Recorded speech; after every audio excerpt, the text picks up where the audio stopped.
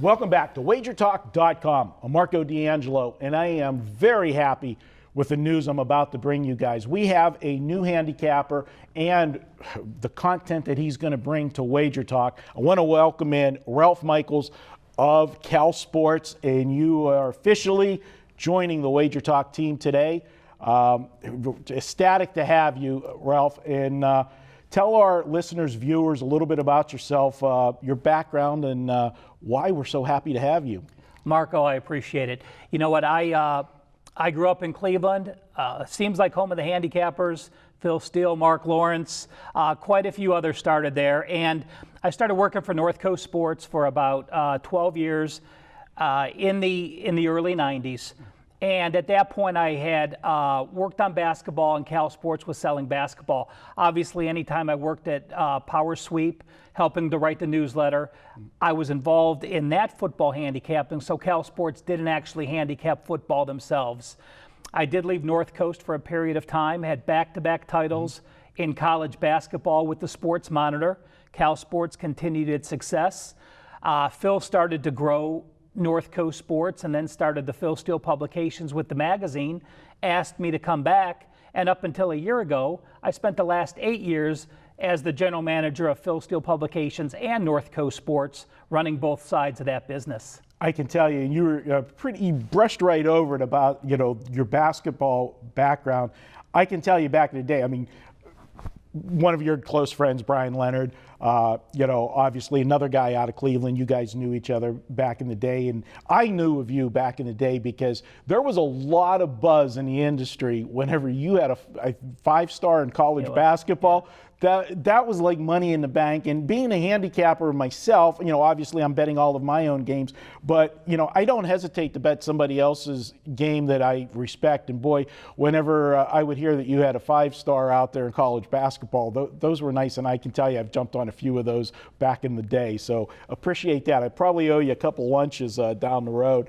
But the big thing, you're going to be selling picks at Wager Talk, but for our audience, the listeners, what you're going to be bringing to the table, guest spots on radio shows, doing podcasts, doing the videos with us, the content. That's the most exciting part because in the last year, Johnny Detroit joined us last year, and his first project was the news site.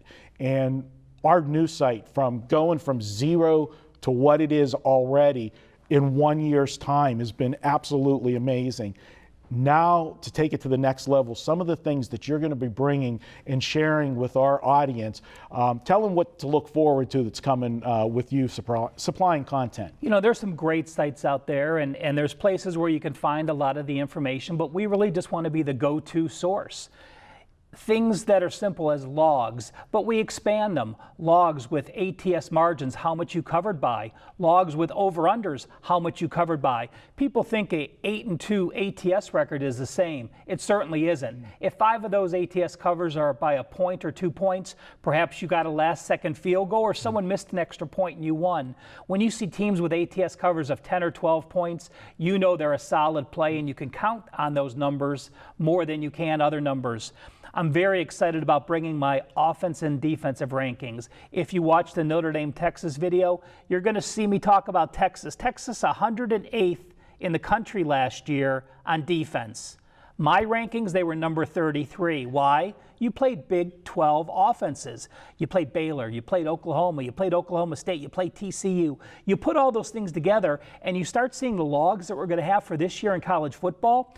You will see that a team all of a sudden played 5 top 20 defenses, and then boom, they're playing the number 112 defense. You look at that team for both side and total in those situations. We'll look at having last 4 weeks. Nothing's more deceiving than year-to-date stats. There may be some SEC teams, let's say Bama, for example, who's playing USC and has another tough non-conference game. You may have some SEC teams that are playing no Power 5 foes and playing the weakest of the weak. When you look at those year-to-date stats in week 4, 5, or 6, they're very misleading because you don't know the strength of schedule. So we'll be doing the last 4 game stats. where you're looking at just what teams did in that situation. So when you're getting into conference play, you're basically comparing conference-only stats. We'll also be doing conference-only stats. Again, vital. When you have a Sun Belt team that doesn't play any Power 5 teams, perhaps they don't need to play those money games, their stats are going to be overwhelming. Some teams have to play 3 Power 5 teams out of their 4 non-conference games because they have no money. ULM comes to mind. ULM in a 3-year span played 11 Power Conference games, 3.3 a year, because they needed the funds.